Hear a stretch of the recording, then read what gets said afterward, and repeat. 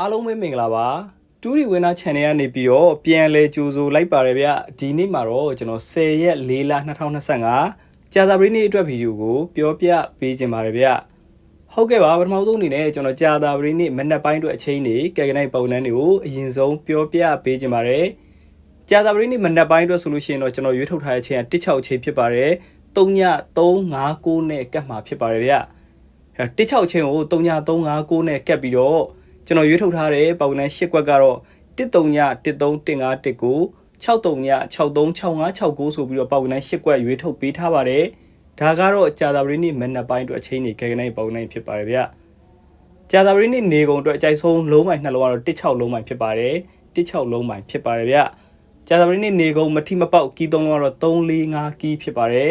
345ကီးဖြစ်ပါတယ်ဗျဟုတ်ကဲ့ပါ